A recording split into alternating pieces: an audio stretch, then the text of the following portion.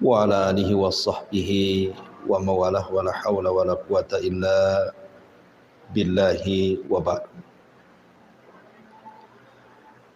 Alhamdulillah, segala puja dan puji hanya milik Allah subhanahu wa ta'ala. Salawat dan juga salam kita hadiahkan kepada Rasul kita Nabi besar Muhammad sallallahu alaihi wa ala alihi wasallam. Termasuk masih pada pembahasan Kitab Tauhid, dan kita masuk pada bab tentang ucapan seseorang Masya Allahu wa syi'ta, atas kehendak Allah dan juga kehendak kamu. Bab ini hendak menjelaskan kepada kita satu kesyirikan yang tidak disadari oleh manusia dalam ucapan. Walaupun bahasa seperti ini adalah sering kita dengarkan terlontar dari lisan-lisan manusia, tetapi kalau kita dalami maknanya, maka perkataan ini sangat membahayakan tauhid. Walaupun tidak sampai kepada syirkul akbar, syirik besar, tapi minimalnya jatuh kepada syirkul asghar, syirik kecil. Ma'asyiral muslimat yang dimuliakan Allah subhanahu wa ta'ala, ada 3 kata yang disebutkan oleh para ulama. Yang pertama, ucapan seseorang Masya Allah wahdah, atas kehendak Allah semata. Yang kedua, Masya Allahu summa syi'ta, atas kehendak Allah kemudian kehendak kamu. Dan yang ketiga, Masya Allahu wa syi'ta, atas kehendak Allah dan juga kamu. Ma'asyiral muslimat yang dimuliakan Allah subhanahu wa ta'ala, 3 kata ini, yang 2 kata boleh diucapkan, bahkan dianjurkan, tapi yang 1 kata terakhir tidak boleh diucapkan. Ucapan yang pertama, Masya Allah wahdah, atas kehendak Allah saja. Inilah ucapan yang sempurna, yang harus diucapkan oleh kita saat kita mendapatkan kenikmatan atau terhindar dari sebuah bahaya, atau memang ditimpa sebuah musibah. Karena segala sesuatu yang terjadi di alam semesta ini tidak lepas dari kehendak Allah subhanahu wa ta'ala. Apakah di atas nikmat ataukah sebaliknya. Makanya di masyarakat itu penting, Bu, menggunakan pilihan kata itu. Karena tidak semua kata-kata itu dibolehkan diucap. Makanya Nabi SAW sampai mengatakan, wa innal abda la yatakallamu bil kalimati la yulki laha bala yahwi sahibuha fi nari jahannam. Terkadang ada seorang hamba mengucapkan satu kalimat yang tanpa sadar ia ucapkan, tetapi dalam kalimat itu terkandung kemurkaan Allah, maka cukup bagi Allah memasukkan orang itu gara-gara kalimat itu ke dalam api jahannam. Jadi yang menyebabkan orang masuk neraka itu tidak mesti dalam bentuk perbuatan, bisa juga dalam bentuk perkataan. Seperti hadis Nabi SAW ketika ditanya soal seorang wanita yang rajin salat malam, rajin puasa sunnah, rajin bersedekah, tetapi lisannya juga rajin menyakiti tetangganya. Maka Nabi SAW mengatakan, la khaira fiha hiya min ahlin nar. Wanita itu tidak memiliki kebaikan, walaupun dia salat malam, walaupun dia puasa sunnah, walaupun dia sedekah. Rasul katakan tidak punya kebaikan. Dan wanita itu lantas, pantas dan masuk neraka. Wanita itu layak dan pantas masuk neraka. Lihat, wanita ini dimasukkan ke neraka lewat lisan Rasul, hiya min ahlin nar. Itu bukan karena berzina, bukan karena mukul, bukan karena membunuh, bukan karena mengambil hak orang lain, tidak. Dia masuk neraka karena lisannya menyakiti tetangganya. Atau contoh yang lain, ada seorang ahli ibadah di zaman Bani Israel yang ia tidak suka dengan temannya yang ahli maksiat. Kemudian dia bersumpah kepada Allah, wallahi illam tatub la yaghfirallahu lak aw la yunjika minan nar. Demi Allah, kalau engkau tidak tobat, maka Allah Subhanahu wa taala tidak akan mengampuni dosa-dosamu dan engkau tidak akan selamat dari neraka. Engkau tidak akan masuk ke dalam surga. Akhirnya kemudian orang yang mengucap kalimat ini Allah masukkan ke neraka. Kenapa? Apa dosanya? Karena walaupun dia ahli ibadah, tapi dia telah mengucapkan kalimat yang melintasi takdir Allah, melampaui takdir Allah, bahwa Allah tidak akan mengampuni orang tersebut, bahwa Allah tidak akan memasukkan ke surga orang tersebut. Sebab ucapan inilah orang yang ahli ibadah ini Allah masukkan ke neraka. Lihat, dia tidak berzina, dia tidak membunuh, dia tidak mengambil hak orang lain, hanya menasihati salah ngomong, Allah masukkan ke neraka. Artinya bahwa pilihan-pilihan kata itu penting di masyarakat. Jangan asal ngomong. Tata dulu kata-kata itu. Kan ada setiap daerah itu kata-kata yang baik kan Bu ya. Ada yang halus, kalau saya orang Sunda itu ada yang halus bahasanya. Ada yang setengah halus, ada yang kasar, ada yang kasar sekali. Kan ada pilihan-pilihan kata. Karena ada dosa-dosa itu yang terlontar dari lisan dan itu fatal akibatnya.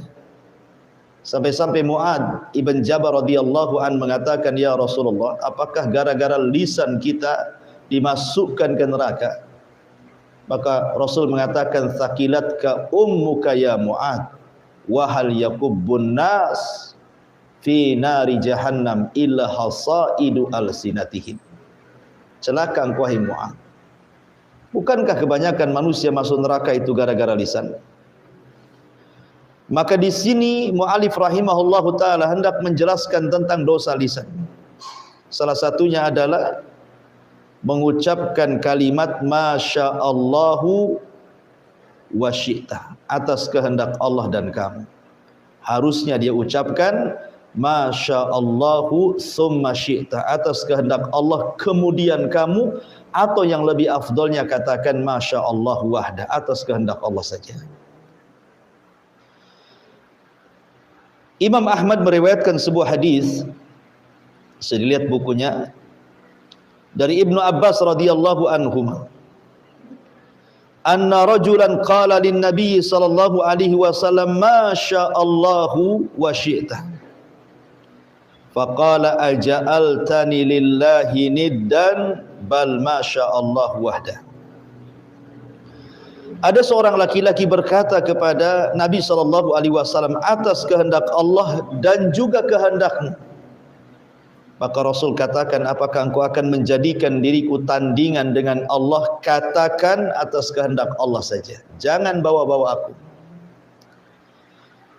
Begitulah Nabi SAW menegur sahabat ini, padahal kita yakin para sahabat ini adalah orang yang sangat cinta dengan Rasul.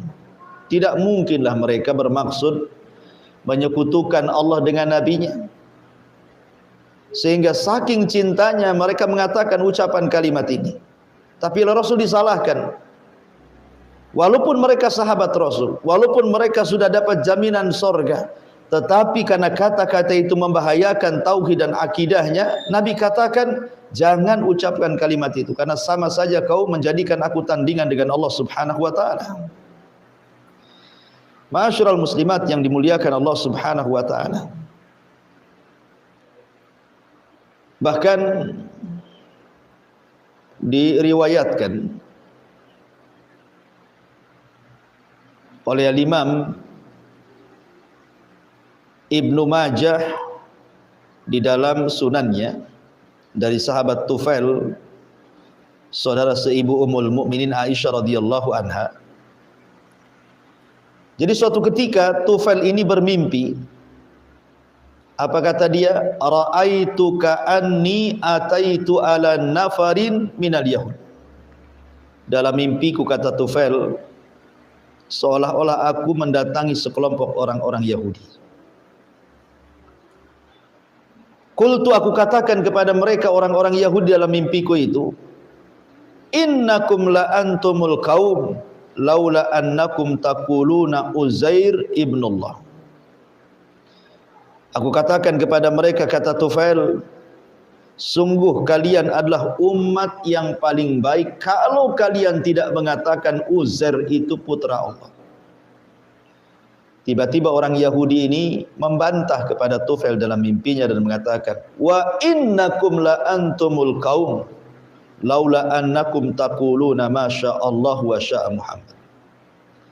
Begitu juga kalian, wahai Tufail dan umat Islam, kalian tentu akan menjadi umat terbaik kalaulah seandainya kalian tidak mengatakan atas kehendak Allah dan Muhammad. Kemudian Tufail pun pergi. Tiba-tiba dalam mimpinya berjumpa pula dengan orang Nasrani. Kata Tufail, innakum la antumul qaum laula annakum taquluna al-masih ibnullah. Sungguh kalian kaum terbaik kalau seandainya kalian tidak mengatakan Al-Masih Isa ibnu Maryam itu putra Allah. Maka orang Nasrani juga ngomong dan membantah, wa innakum la antumul qaum laula annakum taquluna ma syaa Allah wa syaa Muhammad. Tentu kalian juga, wahai Tufail dan umat Islam, kalian umat terbaik kalau kalian tidak mengucapkan kalimat atas kehendak Allah dan Muhammad. Ketika Tufail terbangun, maka dia datang kepada Nabi SAW menceritakan ini mimpinya berjumpa dengan orang Yahudi dan orang Nasrani. Setelah menceritakan, maka Nabi SAW memuji Allah, kemudian mengumpulkan para sahabatnya, kemudian berceramah di hadapan para sahabatnya dan mengatakan, amma ba'du fa inna Tufailan ra'a ru'yan akhbara biha man akhbarta biha ahadan. Kata Nabi SAW, amma ba'du, adapun setelah itu, fa inna Tufailan ra'a ru'yan, Tufail sudah bermimpi dalam mimpinya, dia akhbara biha man akhbara minkum, mungkin sebagian kalian sudah tahu kabarnya. Wa innakum qultum kalimatan kana yamna'uni kada wa kada, dan kalian sudah mengucapkan satu kalimat yang mencegah diriku begini dan begitu. Kemudian kata Rasulullah, an hakum anha, aku larang kalian jangan mengucapkan kalimat masya Allah wa syaa Muhammad, walakin qulu, tapi katakanlah masya Allah wahdah, atas kehendak Allah saja. Lihat, Nabi SAW mengucapkan kalimat ini setelah mendapatkan kabar mimpi dari Tufail. Ketika orang Yahudi mengatakan sama juga kalian mengatakan atas kehendak Allah dan Muhammad, enggak usahlah kalian katakan kami mengatakan Uzair itu anak Allah, apa bedanya? Seolah-olah mereka mengatakan seperti itu. Tetapi yang namanya kebenaran tetaplah kebenaran, kalaupun lisan keluar dari lisan orang Yahudi sekalipun. Sama seperti ucapan iblis atau syaitan yang ngomong dengan Abu Hurairah saat menjaga zakat. Kalau engkau ingin selamat dari gangguan setan wahai Abu Hurairah, bacalah ayat kursi. Padahal yang ngajari setan kan. Tetapi Rasul membenarkan dan mengatakan sadaqaka wa huwa kadzub. Setan itu dusta kepadamu walaupun dia sesungguhnya setan itu telah benar menghabarkan kepadamu dalam hal ini walaupun sungguhnya dia seorang pendusta. Maka di sini juga sama. Rasul mengambil ucapan orang Yahudi dalam mimpinya Tufail saat Yahudi mengatakan, sungguh kalian umat yang baik kalaulah kalian tidak mengatakan atas kehendak Allah dan Muhammad. Maka Rasul mengganti kalimat itu, jangan lagi kalian mengucapkan kalimat itu, tapi katakanlah atas kehendak Allah saja. Kalaupun harus ditambah, maka jangan menggunakan kalimat dan, tapi gunakan kalimat kemudian. Atas kehendak Allah kemudian. Begitulah yang benar. Karena kalimat dan ini sama dengan menyerupakan Allah dengan makhluknya. Ma'asyiral muslimat yang dimuliakan Allah Azza wa Jalla. Dari sini penting kita ini untuk menambatkan kehendak-kehendak kita ini kepada kehendak Allah Subhanahu wa taala. Karena gini Bu ya. Ini sebuah faedah saja. Sesuatu yang terjadi di alam semesta ini, sesuatu yang terjadi di alam semesta ini tidak mungkin tidak kecuali karena Allah yang berkehendak. Dan kehendak Allah Subhanahu wa taala tidak mungkin terhalang oleh kehendak siapapun. Tidak ada makhluk selain Allah yang mampu mencegah kehendak Allah. Kalau Allah berkehendak pasti terjadi. Tidak pula orang-orang yang di luar atau makhluk-makhluk selain daripada Allah Subhanahu wa taala kemudian melarang agar tidak terjadi apa yang Allah kehendaki ataupun mencegah apa yang Allah tidak kehendaki. Karena semua yang terjadi di alam semesta ini atas kehendak Allah. Kalau Allah mau terjadi, kalau tidak mau tidak akan terjadi. Makanya ketika kita membahas soal takdir, salah satu rukun takdir adalah beriman dengan masyiatullah. Bahwa atas segala sesuatu itu kembali kepada kehendak Allah Subhanahu wa taala. Termasuk kita manusia. Allah mengatakan wa ma tasyauna illa ayyasha Allahu rabbul alamin. Dan kamu tidak dapat menghendaki kecuali apabila kehendak itu memang Allah sudah kehendaki. Kenapa demikian? Karena seluruh kehendak-kehendak manusia itu adalah tabi mengikut kepada kehendak Allah. Dan kehendak manusia itu hanya sebagai sebab untuk mewujudkan kehendak Allah. Seperti umpamanya seseorang ingin punya keturunan, kemudian dia menikah. Setelah menikah tidak juga diberikan keturunan. Ya, karena ada orang yang tidak dikehendaki oleh Allah mendapatkan keturunan walaupun sudah mencari sebab. Tapi ada juga yang tidak menikah, dia berzina, naudzubillah. Hamil pula dia. Itulah kehendak Allah. Padahal orang yang berzina itu kebanyakan tidak berkehendak punya anak.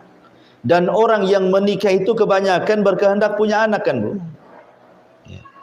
Tetapi apa yang manusia kehendaki, terhendak itu kembali kepada kehendak Allah. Makanya Allah mengatakan dalam Al-Quran, "Lau syaa rabbuk la ja'alan nas ummatan wahidatan wa la yazaluna mukhtalifin." Kalau Allah berkehendak, Allah jadikan umat ini yang satu. Tidak mungkin ada perselisihan satu dengan yang lainnya. Tidak mungkin ada agama-agama, ada madhab-madhab. Kalau Allah mau. Tetapi wa la yazaluna mukhtalifin. Tetap saja mereka berselisih. Berselisihnya manusia itu juga atas kehendak Allah juga sebenarnya. Tetapi perlu ibu ketahui bahwa kehendak Allah itu kan ada dua. Ada kehendak yang disebut dengan al-kauni, ada kehendak yang disebut dengan syar'i. Kalau kehendak kauni itu pasti terjadi, kehendak Allah secara alam itu pasti terjadi. Seperti, dan ini tidak ada campur tangan kehendak manusia dengan kehendak Allah dalam bagian yang pertama ini, yang disebut dengan iradatul kaun, kehendak kaun, kehendak alam ini. Seperti umpamanya kelahiran, kematian, sakit, sembuh, memilih ibu bapa, itu bukan kehendak kita. Kita terlahir loh Bu, ibu saya terlahir itu apa kehendak kita? Tidak. Bukan kita yang berkehendak kita lahir, Allah yang berkehendak kita lahir. Rupanya kita pula jadi perempuan, kita pula jadi laki-laki, kehendak kita? Bukan, itu kehendak Allah. Kemudian sepanjang perjalanan hidup, ibu sakit, kehendak ibu sakit? Kan enggak, mana ada orang mau sakit. Allah yang berkehendak ibu sakit. Kemudian ibu berobat, ibu sembuh, siapa yang menyembuhkan? Allah yang menyembuhkan. Kemudian ada orang yang enggak sembuh-sembuh, kemudian mati, apakah kehendak dia mati? Tidak, kehendak Allah. Ibu terlahir, kulitnya bagus, putih, mulus, kehendak siapa? Allah. Ibu terlahir, kulitnya hitam, kelam, gak jelas, kehendak siapa? Allah. Ibu terlahir tinggi, kurus. Ibu terlahir umpamanya gemuk dan begitu seterusnya. Itu kan kehendak Allah semuanya. Kita tidak ada urusan dengan kehendak-kehendak seperti ini. Tetapi ada di sana bagian yang kedua, di mana Allah telah berikan juga kehendak kepada kita. Di mana Allah berikan kehendak kepada kita. Dan ketika Allah Subhanahu wa taala memberikan ikhtiar, pilihan kepada manusia, itu nikmat, Bu. Ketika kita diberikan kehendak oleh Allah Azza wa Jalla, yang kedua ini bukan pilihan Allah, tapi kita juga bisa memilih. Ini nikmat sebenarnya. Nikmat dari Allah Azza wa Jalla, bahwa kita tidak dipaksa oleh Allah Azza wa Jalla. Artinya kita ada pilihan. Kenapa Allah Subhanahu wa taala memberikan pilihan? Kemudian setelah itu Allah menciptakan ada yang namanya maksiat, ada pula namanya taat. Allah ciptakan iblis, Allah ciptakan Fir'aun, Qarun, Namrud, Abu Lahab, Abu Jahal dan yang semacamnya. Tapi Allah ciptakan juga para nabi, para rasul dan begitu seterusnya. Untuk apa? Dan kita diberikan ikhtiar untuk memilih mana jalan Fir'aun, mana jalan Musa, mana jalan Abu Jahal, mana jalan Nabi. Dan begitu seterusnya. Ini sebenarnya nikmat Allah hendak mengangkat derajat kita. Dan Allah hendak memilihkan kita di hadapannya dengan diberikan ujian. Diberikan ujian antara maksiat dan taat. Kalau kehendak yang Allah hibahkan kepada kita ini, yang merupakan nikmat dari Allah Subhanahu wa taala, kita gunakan untuk mengikuti Nabi, untuk taat, salat, zakat, puasa, haji, silaturahim, zikir dan begitu seterusnya, maka Allah akan angkat derajat kita. Tapi kalau seandainya kemudian hibah kehendak ini tiba-tiba kita gunakan untuk maksiat kepada Allah Azza wa Jalla, sudah sewajarnya Allah hinakan kita. Maka sebenarnya kehendak yang Allah anugerahkan kepada kita ini adalah bentuknya nikmat dari Allah. Maka gunakan nikmat itu sebaik-baiknya. Gunakan kehendak ini untuk kehendak jalan-jalan yang benar dan tidak menjalani jalan-jalan yang salah. Kalau boleh saya analogikan begini, Bu ya. Ibu mau safar. Mau safar ke Batu Aji, lewat dua jalan, satu jalan Tamiang, Tiban, satu jalan Mukakuning. Yang jalan ke Tiban Tamiang ini anggaplah lubangnya banyak, banyak durinya, banyak jurangnya, banyak orang jahatnya, banyak perampoknya, kuta'ut turuknya dan begitu seterusnya. Yang satu pula yang ke Mukakuning, jalannya luas, lebar, mulus, dekat, terang dan begitu seterusnya. Kira-kira ibu milih mana, Bu? Ya pastilah milih yang baik jalannya, yang luas jalannya, yang terang jalannya, yang lebih dekat jalannya, dibandingkan jalan yang jauh, banyak tebing, banyak terjal, banyak beling, banyak rampok, banyak ini. Tidak mungkinlah kita ke situ. Lah sama halnya juga ketika kita diberikan jalan, ini loh masuk ke sorga. Kalau nanti di sorga itu nikmat, banyak kenikmatan yang tidak bisa dilihat mata, didengar telinga terlintas pun tidak bisa. Ya. Tapi ini loh jalan ke neraka. Di neraka ini luar biasa siksanya. ngerinya, dahsyatnya. Kan kita sudah tahu dari habar Al-Quran dan habar Nabi SAW. Makanya Allah Subhanahu wa taala mengatakan, "Qulil haq mir rabbikum faman syaa'a falyu'min wa man syaa'a falyakfur." Kebenaran itu katakanlah dari Rabb kalian. Siapa yang berkehendak silakan beriman, siapa yang berkehendak silakan kufur. Jadi iman dan kufur itu adalah kehendak kita. Kehendak kita. Karena begini Bu ya, salah paham ya, biar saya luruskan. Saya contohkan ada orang yang minum khamr. Contohlah ada orang yang minum khamr. Dia mau minum khamr, betul-betul dia beli khamr dan dia minum. Dia beli khamr, kemudian dia minum khamr. Pertanyaannya Bu, apakah ketika seseorang kemudian berkeinginan minum khamr, kemudian membeli khamr, kemudian meminum khamr, apakah itu kehendak Allah? Apakah dia minum khamr itu adalah kehendak Allah? Kalau jawabannya iya, itu kehendak Allah, tentu nanti ada orang yang mengatakan, ah mana mungkin Allah suka dengan maksiat, katanya. Tidak mungkin Allah suka dengan maksiat. Kalau seandainya kita jawab tidak, itu bukan kehendak Allah, berarti ada sesuatu yang Allah tidak kehendaki terjadi. Berarti ini mengurangi kesempurnaan Allah. Masa Allah tidak berkehendak tiba-tiba terjadi? Berarti kan tidak sempurna Allah itu. Kalau seandainya Allah Subhanahu wa taala memang berkehendak, berarti seolah-olah manusia itu jabri, dipaksa oleh Allah Azza wa Jalla. Maka jawabannya sudah saya katakan tadi Bu, namanya kehendak itu ada dua. Kehendak itu ada dua. Ada kehendak Allah yang tidak ada ikut campur kehendak manusia di situ.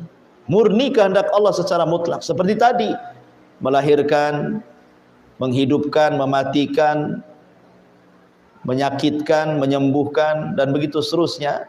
Itu semua kehendak Allah mutlak. Kita tidak ada urusan di situ.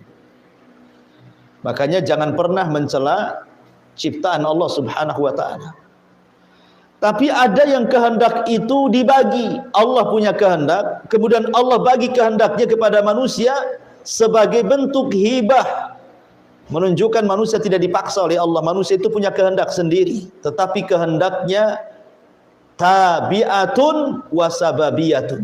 Kehendaknya tabi, mengikut kehendak Allah, dan kehendaknya sababiyah. Sababiyah itu artinya hanya mencari sebab supaya keinginan kita terwujud sesuai dengan keinginan Allah Azza wa Jalla. Seperti contohnya tadi, pengen kaya kerja. Kehendak kita pengen kaya kan Bu. Kemudian kita kerja, pengen kerja. Tapi apakah setiap orang yang bekerja kaya? Tidak juga kan. Ada yang Allah berikan kekayaan, ada yang Allah tahan kekayaannya. Termasuk juga orang yang bermaksiat kepada Allah Azza wa Jalla. Orang yang minum khamar tadi.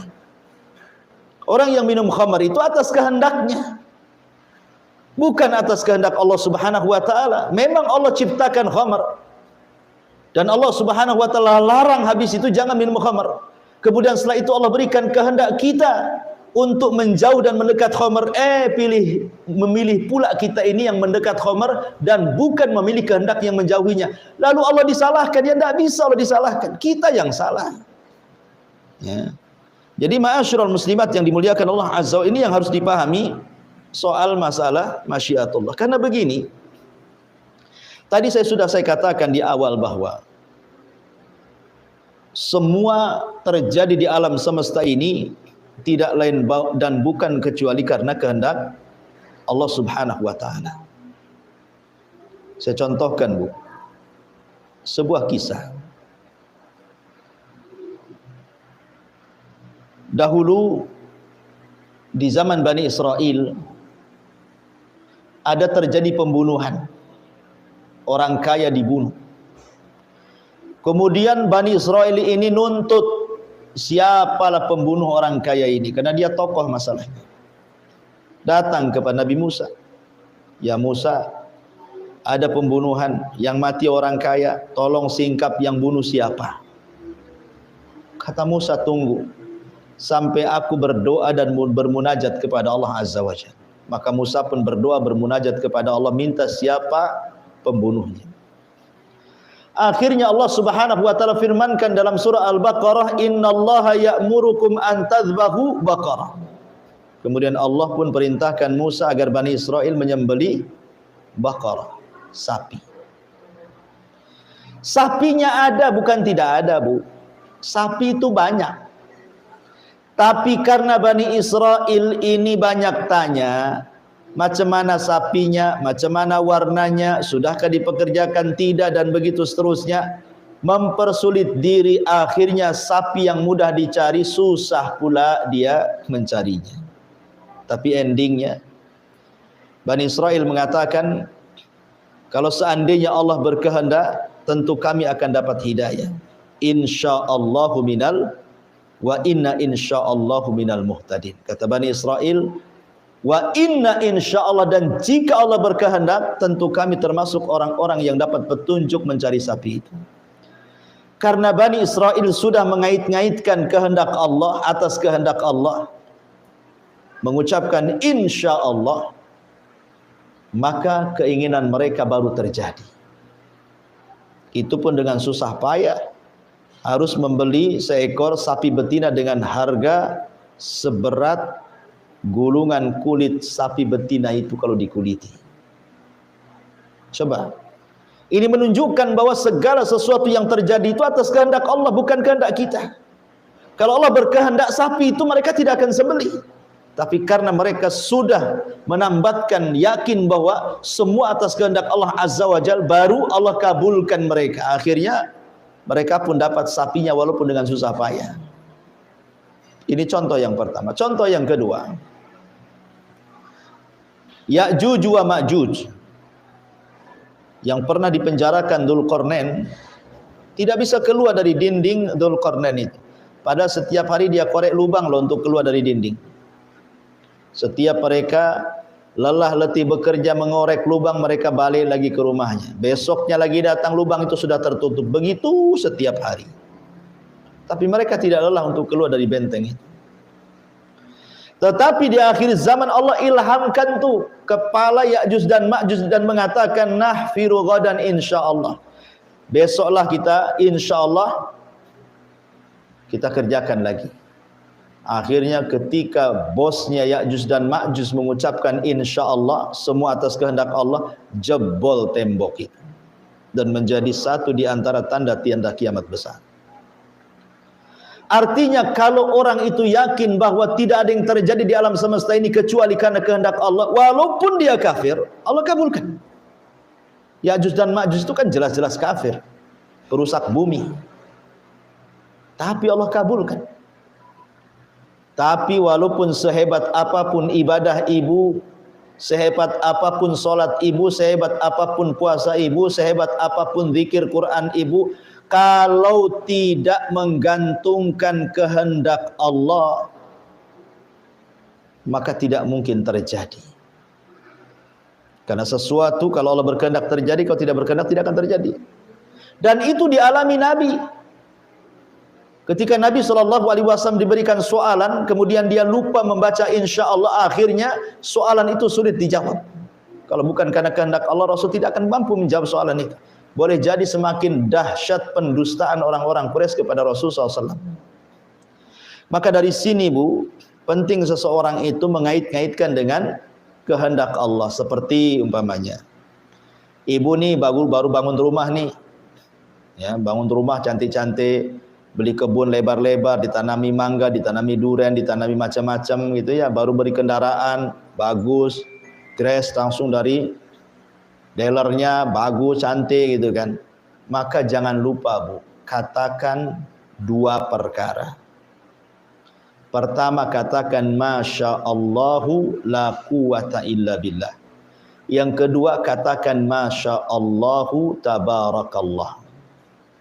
Ya Bu ya, ibu kalau diberikan rumah cantik, kebun luas, kendaraan bagus, anak soleh, soleha, suaminya juga bagus gitu ya, jangan lupa mengatakan dua perkara, Masya Allahu tabarakallah atau Masya Allahu la quwata illa billah. Apa maksudnya? Kalau ucapan Masya Allahu Tabarakallah, atas kehendak Allah semoga Allah berkahi, ini untuk melindungi nikmat yang Allah anugerahkan kepada kita dari mata-mata orang hasad. Di sekeliling ibu itu banyak orang hasad loh Bu. Entah rumah depan, rumah belakang, samping kiri, samping kanan, yang jauh, yang dekat, yang satu profesi, yang satu pekerjaan, yang satu pengajian, begitu seterusnya. Namanya mata-mata hasad itu ada Bu, tidak mungkin tidak ada. Lah supaya kekayaan dan kenikmatan yang Allah anugerahkan kepada kita tidak dimakan oleh mata-mata hasad yang bisa menghancurkan nikmat, maka rajin-rajinlah ibu membaca Masya Allahu Tabarakallah. Lihat rumah yang cantik, Masya Allah Tabarakallah. Lihat mobil yang bagus, Masya Allah Tabarakallah. Lihat anak yang soleh dan soleha, Masya Allah Tabarakallah. Lihat suami yang taat kepada Allah, bertanggung jawab, katakan Masya Allah Tabarakallah. Ibu punya kebun isinya pohon mangga, pohon durian, macam-macam pohon di situ.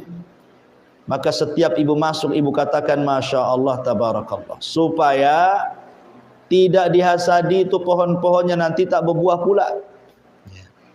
Adapun ucapan Masya Allah la quwata illa billah, Masya Allah la quwata illa billah, ini supaya kita tidak sombong, merasa mentang-mentang baru punya rumah, baru punya mobil, baru beli tanah, baru punya uang sekian M, udah sombong gitu kan. Karena kesombongan itu juga bisa menghilangkan nikmat. Makanya kalau kita punya barang-barang yang indah, yang bagus, yang cantik, katakan Masya Allah la quwata illa billah, supaya tidak hilang barangnya, rumahnya, motornya tidak rusak, mobilnya tidak rusak, anaknya tidak sakit, kebunnya berbuah terus, dan begitu seterusnya. Jadi kalau Masya Allah Tabarakallah untuk menghalangi mata-mata hasad, kalau Masya Allah la quwata illa billah untuk supaya kita tidak sombong, supaya harta kita tetap. Jangan gara-gara harta kita melampaui batas. Inilah di sini faedah daripada bab ini, Masya Allahu wa syi'ta. Taib. Atau contoh yang lain, ada seorang ahli ibadah di zaman Bani Israel yang ia tidak suka dengan temannya yang ahli maksiat. Kemudian dia bersumpah kepada Allah, wallahi illam tatub la yaghfirallahu lak aw la yunjika minan nar. Demi Allah, kalau engkau tidak tobat, maka Allah Subhanahu wa taala tidak akan mengampuni dosa-dosamu dan engkau tidak akan selamat dari neraka. Engkau tidak akan masuk ke dalam surga. Akhirnya kemudian orang yang mengucap kalimat ini Allah masukkan ke neraka. Kenapa? Apa dosanya? Karena walaupun dia ahli ibadah, tapi dia telah mengucapkan kalimat yang melintasi takdir Allah, melampaui takdir Allah, bahwa Allah tidak akan mengampuni orang tersebut, bahwa Allah tidak akan memasukkan ke surga orang tersebut. Sebab ucapan inilah orang yang ahli ibadah ini Allah masukkan ke neraka. Lihat, dia tidak berzina, dia tidak membunuh, dia tidak mengambil hak orang lain, hanya menasihati salah ngomong, Allah masukkan ke neraka. Artinya bahwa pilihan-pilihan kata itu penting di masyarakat. Jangan asal ngomong. Tata dulu kata-kata itu. Kan ada setiap daerah itu kata-kata yang baik kan Bu ya. Ada yang halus, kalau saya orang Sunda itu ada yang halus bahasanya. Ada yang setengah halus, ada yang kasar, ada yang kasar sekali. Kan ada pilihan-pilihan kata. Karena ada dosa-dosa itu yang terlontar dari lisan dan itu fatal akibatnya. Sampai-sampai Mu'ad ibn Jabal radhiyallahu an mengatakan, ya Rasulullah, apakah gara-gara lisan kita dimasukkan ke neraka? Maka Rasul mengatakan, thaqilatka ummuka ya Mu'ad, wa hal yakubbun nas fi nari jahannam illa hasaidu alsinatihim. Celaka engkau wahai Mu'ad, Bukankah kebanyakan manusia masuk neraka itu gara-gara lisan? Maka di sini mu'alif rahimahullahu ta'ala hendak menjelaskan tentang dosa lisan. Salah satunya adalah mengucapkan kalimat Masya Allahu wa syi'ta, atas kehendak Allah dan kamu.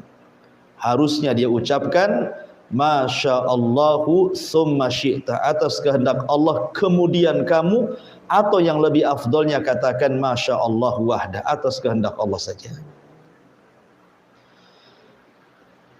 Imam Ahmad meriwayatkan sebuah hadis, saya lihat bukunya, dari Ibnu Abbas radhiyallahu anhuma, anna rajulan qala lin nabiy sallallahu alaihi wasallam ma sya'allahu wa syi'ta, faqala aja'altani lillahi niddan bal ma sya'allahu wahda.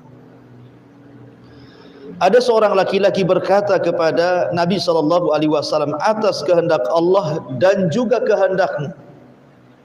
Maka Rasul katakan, apakah engkau akan menjadikan diriku tandingan dengan Allah? Katakan atas kehendak Allah saja, jangan bawa-bawa aku.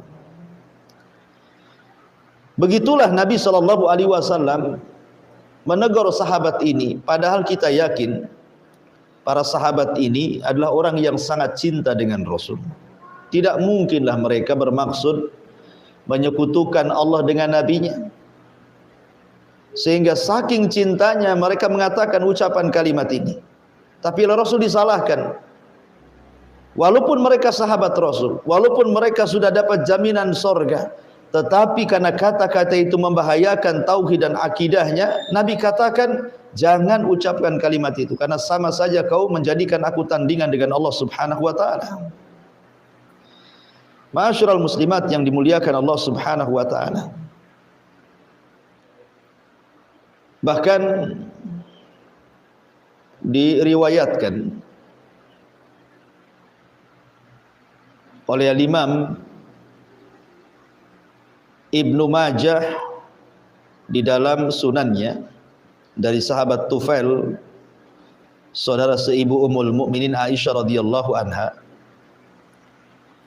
Jadi suatu ketika Tufail ini bermimpi. Apa kata dia? Ra'aitu ka'anni ataitu ala nafarin minal yahud. Dalam mimpiku, kata Tufail, seolah-olah aku mendatangi sekelompok orang-orang Yahudi.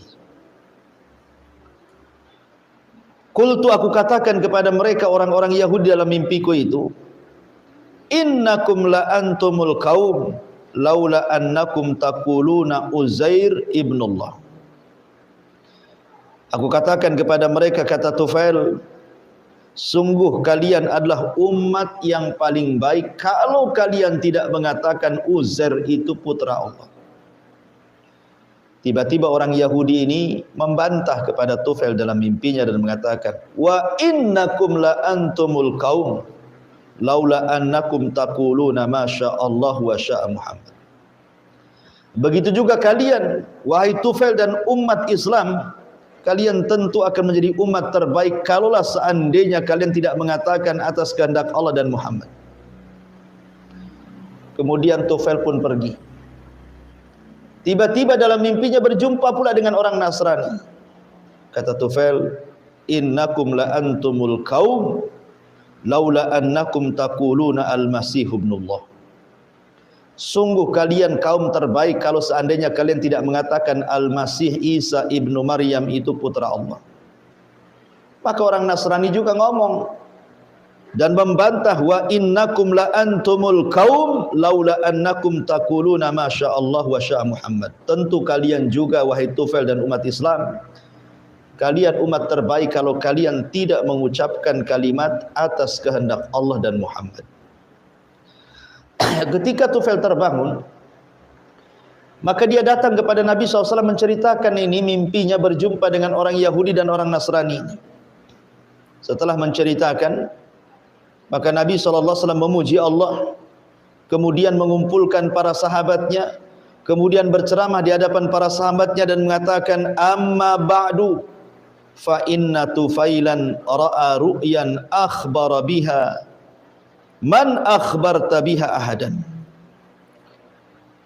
Kata Nabi SAW, amma ba'du, adapun setelah itu, fa inna Tufailan ra'a ru'yan, Tufail sudah bermimpi dalam mimpinya, dia akhbara biha man akhbara minkum, mungkin sebagian kalian sudah tahu kabarnya. Wa innakum qultum kalimatan kana yamna'uni kada wa kada, dan kalian sudah mengucapkan satu kalimat yang mencegah diriku begini dan begitu. Kemudian kata Rasulullah, an hakum anha, aku larang kalian jangan mengucapkan kalimat masya Allah wa sya'a Muhammad, walakin qulu, tapi katakanlah masya Allah wahdah, atas kehendak Allah saja. Lihat, Nabi SAW mengucapkan kalimat ini setelah mendapatkan kabar mimpi dari Tufail. Ketika orang Yahudi mengatakan, sama juga kalian mengatakan atas kehendak Allah dan Muhammad, enggak usahlah kalian katakan kami mengatakan Uzair itu anak Allah, apa bedanya? Seolah-olah mereka mengatakan seperti itu. Tetapi yang namanya kebenaran tetaplah kebenaran, kalaupun lisan keluar dari lisan orang Yahudi sekalipun. Sama seperti ucapan iblis atau syaitan yang ngomong dengan Abu Hurairah saat menjaga zakat. Kalau engkau ingin selamat dari gangguan setan, wahai Abu Hurairah, bacalah ayat kursi. Padahal yang ngajari setan kan. Tetapi Rasul membenarkan dan mengatakan, sadaqaka wa huwa kadzub, setan itu dusta kepadamu, walaupun dia sesungguhnya setan itu telah benar menghabarkan kepadamu dalam hal ini, walaupun sungguhnya dia seorang pendusta. Maka di sini juga sama. Rasul mengambil ucapan orang Yahudi dalam mimpinya Tufail saat Yahudi mengatakan, sungguh kalian umat yang baik kalaulah kalian tidak mengatakan atas kehendak Allah dan Muhammad. Maka Rasul mengganti kalimat itu, jangan lagi kalian mengucapkan kalimat itu, tapi katakanlah atas kehendak Allah saja. Kalaupun harus ditambah, maka jangan menggunakan kalimat dan, tapi gunakan kalimat kemudian. Atas kehendak Allah kemudian. Begitulah yang benar. Karena kalimat dan ini sama dengan menyerupakan Allah dengan makhluknya. Ma'asyiral muslimat yang dimuliakan Allah Azza wa Jalla, dari sini penting kita ini untuk menambatkan kehendak-kehendak kita ini kepada kehendak Allah Subhanahu wa taala. Karena gini Bu ya, ini sebuah faedah saja. Sesuatu yang terjadi di alam semesta ini, sesuatu yang terjadi di alam semesta ini tidak mungkin tidak, kecuali karena Allah yang berkehendak. Dan kehendak Allah Subhanahu wa taala tidak mungkin terhalang oleh kehendak siapapun. Tidak ada makhluk selain Allah yang mampu mencegah kehendak Allah. Kalau Allah berkehendak pasti terjadi. Tidak pula orang-orang yang di luar atau makhluk-makhluk selain daripada Allah Subhanahu wa taala kemudian melarang agar tidak terjadi apa yang Allah kehendaki ataupun mencegah apa yang Allah tidak kehendaki. Karena semua yang terjadi di alam semesta ini atas kehendak Allah. Kalau Allah mau terjadi, kalau tidak mau tidak akan terjadi. Makanya ketika kita membahas soal takdir, salah satu rukun takdir adalah beriman dengan masyiatullah. Bahwa atas segala sesuatu itu kembali kepada kehendak Allah Subhanahu wa taala. Termasuk kita manusia. Allah mengatakan wa ma tasyauna illa ayyasha Allahu rabbul alamin. Dan kamu tidak dapat menghendaki kecuali apabila kehendak itu memang Allah sudah kehendaki.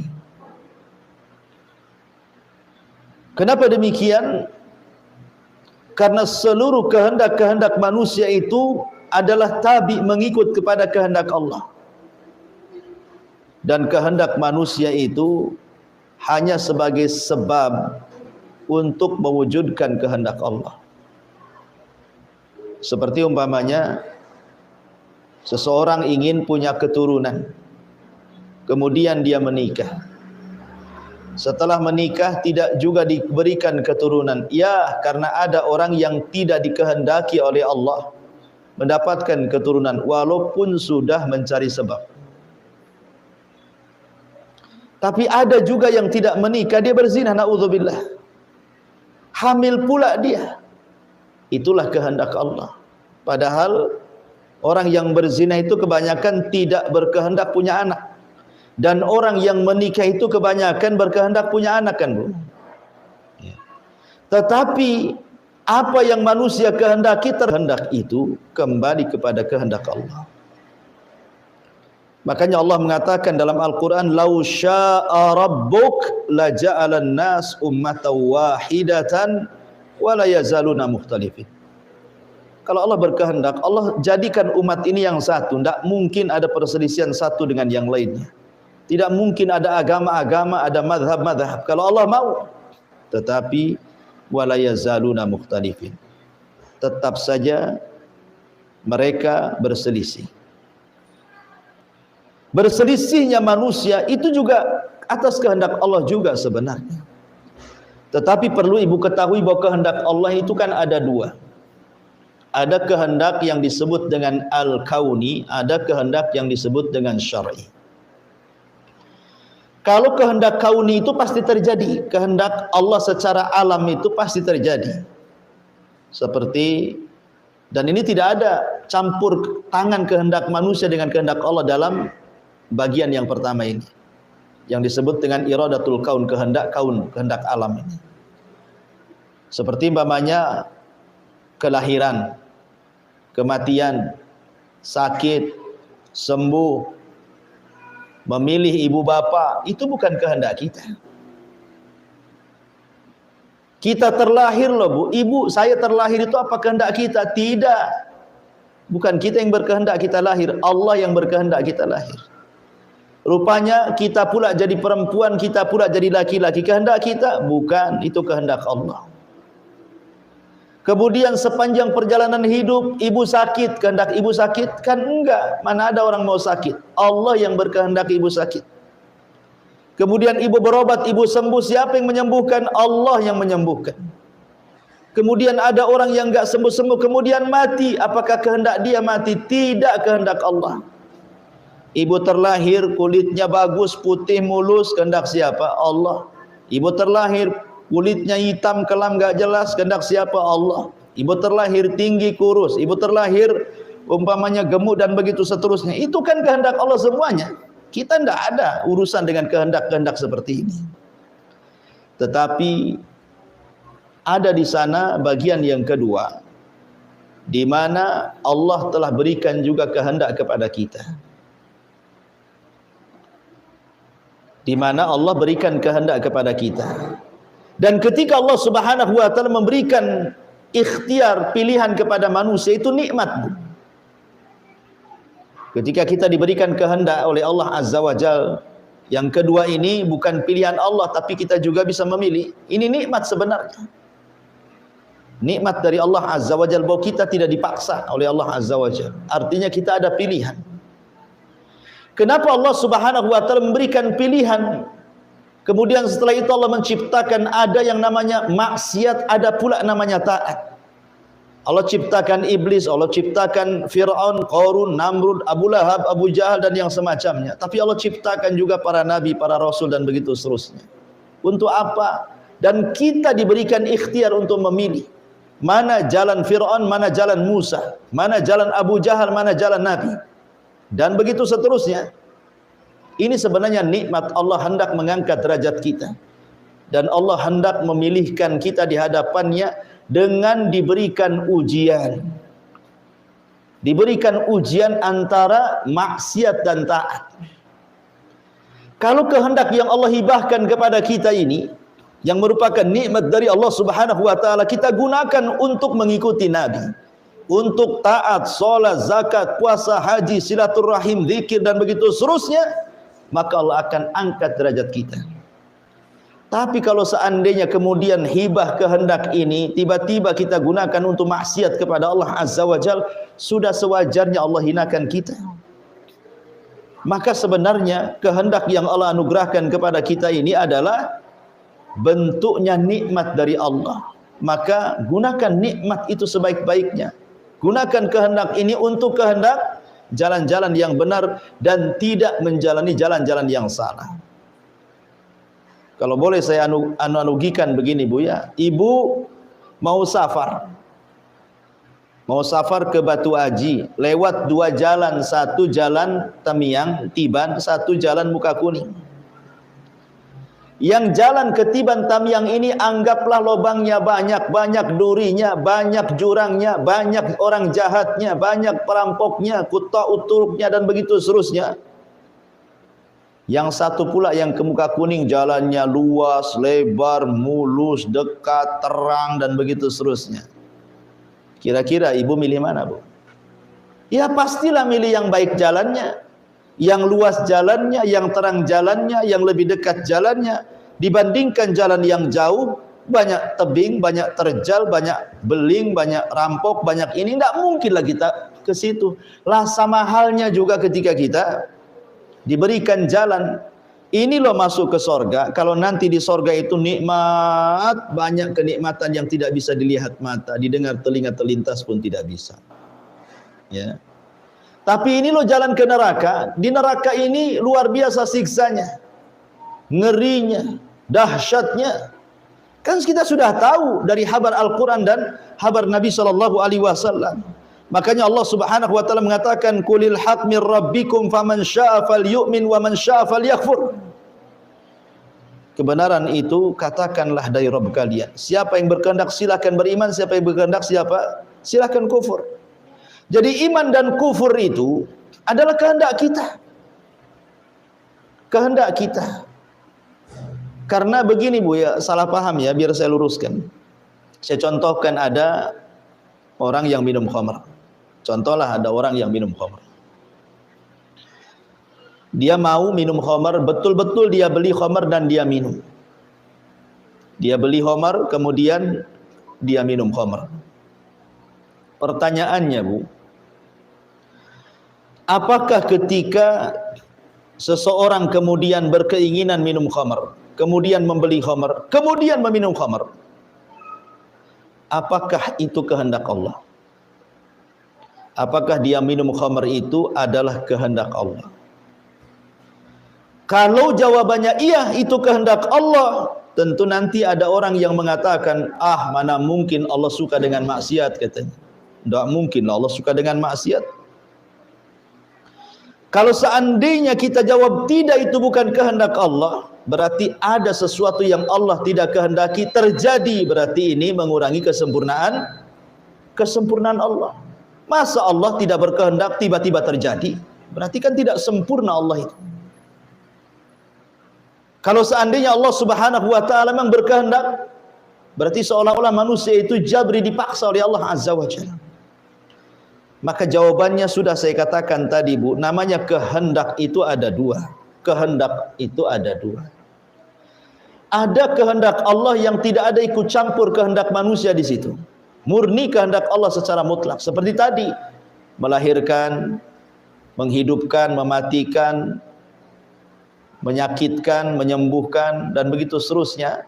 Itu semua kehendak Allah mutlak. Kita tidak ada urusan di situ. Makanya jangan pernah mencela ciptaan Allah Subhanahu wa taala.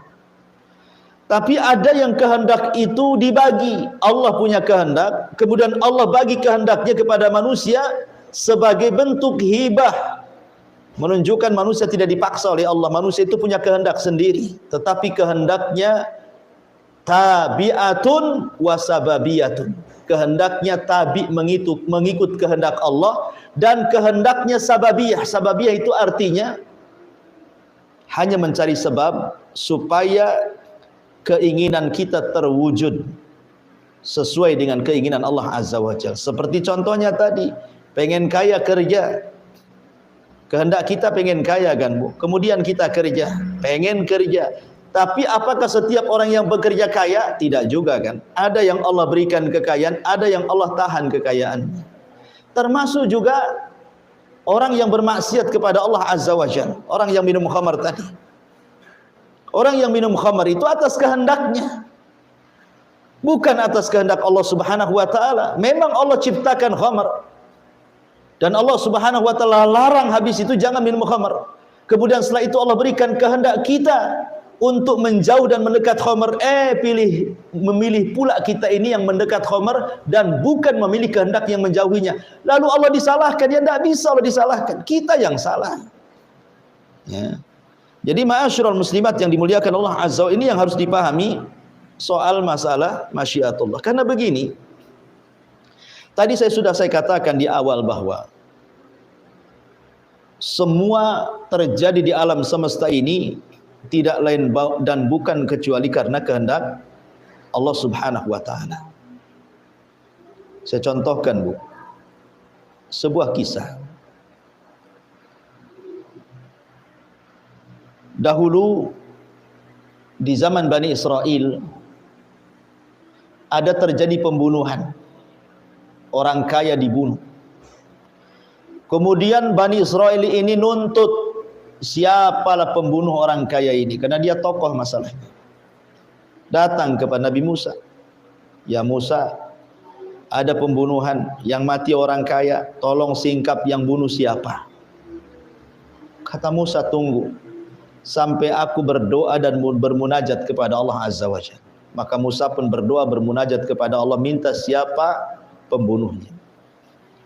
Akhirnya Allah Subhanahu wa taala firmankan dalam surah Al-Baqarah, innallaha ya'murukum an tadhbahu baqarah. Kemudian Allah pun perintahkan Musa agar Bani Israel menyembelih baqarah, sapi. Sapinya ada, bukan tidak ada, Bu. Sapi itu banyak. Tapi karena Bani Israel ini banyak tanya, macam mana sapinya, macam mana warnanya, sudahkah dipekerjakan, tidak, dan begitu seterusnya, mempersulit diri. Akhirnya sapi yang mudah dicari susah pula dia mencarinya. Tapi endingnya Bani Israel mengatakan, kalau seandainya Allah berkehendak, tentu kami akan dapat hidayah. Insyaallahu minal wa inna insyaallahu minal muhtadin. Kata Bani Israel, wa inna insyaallah, dan jika Allah berkehendak, tentu kami termasuk orang-orang yang dapat petunjuk mencari sapi itu. Karena Bani Israel sudah mengait-ngaitkan kehendak Allah atas kehendak Allah, mengucapkan insyaallah, maka keinginan mereka baru terjadi. Itu pun dengan susah payah. Harus membeli seekor sapi betina dengan harga seberat gulungan kulit sapi betina itu kalau dikuliti. Coba. Ini menunjukkan bahwa segala sesuatu yang terjadi itu atas kehendak Allah, bukan kehendak kita. Kalau Allah berkehendak, sapi itu mereka tidak akan sembelih. Tapi karena mereka sudah menambatkan yakin bahwa semua atas kehendak Allah Azza wa Jalla, baru Allah kabulkan mereka. Akhirnya mereka pun dapat sapinya walaupun dengan susah payah. Ini contoh yang pertama. Contoh yang kedua, Ya'juj wa Ma'juj yang pernah dipenjarakan Dzulqarnain tidak bisa keluar dari dinding Dzulqarnain itu. Padahal setiap hari dia korek lubang loh untuk keluar dari dinding. Setiap mereka lelah letih bekerja mengorek lubang, mereka balik lagi ke rumahnya. Besoknya lagi datang, lubang itu sudah tertutup. Begitu setiap hari. Tapi mereka tidak lelah untuk keluar dari benteng itu. Tetapi di akhir zaman Allah ilhamkan tuh kepala Ya'juj dan Ma'juj dan mengatakan, nahfiru ghadan insyaallah. Besoklah kita insyaallah kita kerjakan lagi. Akhirnya ketika bosnya Ya'juj dan Ma'juj mengucapkan insyaallah, semua atas kehendak Allah, jebol tembok itu dan menjadi satu di antara tanda-tanda kiamat besar. Artinya kalau orang itu yakin bahwa tidak ada yang terjadi di alam semesta ini kecuali karena kehendak Allah, walaupun dia kafir, Allah kabulkan. Ya'juj dan Ma'juj itu kan jelas-jelas kafir, perusak bumi, tapi Allah kabulkan. Tapi walaupun sehebat apapun ibadah ibu, sehebat apapun solat ibu, sehebat apapun puasa ibu, sehebat apapun zikir Quran ibu, kalau tidak menggantungkan kehendak Allah, maka tidak mungkin terjadi. Karena sesuatu kalau Allah berkehendak terjadi, kalau tidak berkehendak tidak akan terjadi. Dan itu dialami Nabi. Ketika Nabi SAW diberikan soalan, kemudian dia lupa membaca insya Allah, akhirnya soalan itu sulit dijawab. Kalau bukan karena kehendak Allah, Rasul tidak akan mampu menjawab soalan itu. Boleh jadi semakin dahsyat pendustaan orang-orang Quraisy kepada Rasul SAW.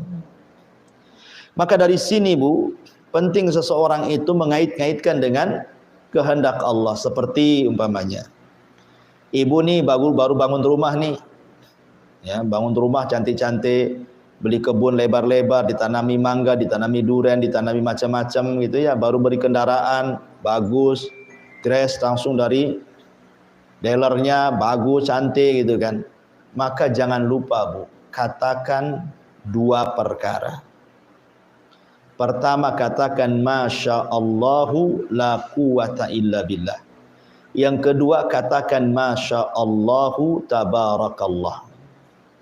Ya Bu ya, ibu kalau diberikan rumah cantik, kebun luas, kendaraan bagus, anak soleh, soleha, suaminya juga bagus gitu ya, jangan lupa mengatakan dua perkara, Masya Allahu tabarakallah atau Masya Allahu la quwata illa billah. Apa maksudnya?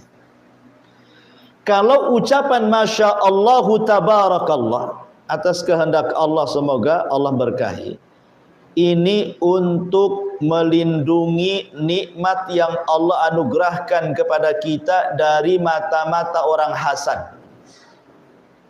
Di sekeliling ibu itu banyak orang hasad loh Bu. Entah rumah depan, rumah belakang, samping kiri, samping kanan, yang jauh, yang dekat, yang satu profesi, yang satu pekerjaan, yang satu pengajian, begitu seterusnya. Namanya mata-mata hasad itu ada Bu, tidak mungkin tidak ada. Lah supaya kekayaan dan kenikmatan yang Allah anugerahkan kepada kita tidak dimakan oleh mata-mata hasad yang bisa menghancurkan nikmat, maka rajin-rajinlah ibu membaca Masya Allahu tabarakallah. Lihat rumah yang cantik, Masya Allah tabarakallah. Lihat mobil yang bagus, Masya Allah tabarakallah. Lihat anak yang soleh dan soleha, Masya Allah tabarakallah. Lihat suami yang taat kepada Allah, bertanggung jawab, katakan Masya Allah tabarakallah. Ibu punya kebun isinya pohon mangga, pohon durian, macam-macam pohon di situ. Maka setiap ibu masuk, ibu katakan Masya Allah tabarakallah, supaya tidak dihasadi itu pohon-pohonnya nanti tak berbuah pula.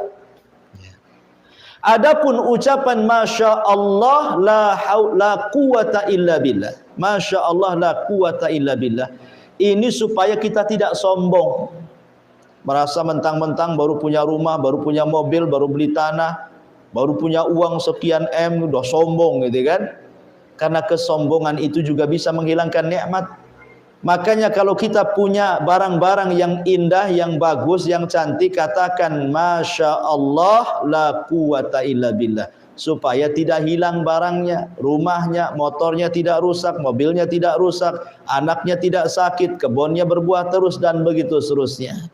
Jadi kalau Masya Allah tabarakallah untuk menghalangi mata-mata hasad, kalau Masya Allah la quwata illa billah untuk supaya kita tidak sombong, supaya harta kita tetap. Jangan gara-gara harta kita melampaui batas. Inilah di sini faedah daripada bab ini, Masya Allahu wa syi'ta. Baik. Sebelum saya tutup, silakan mungkin ibu ada yang bertanya, tafadhali.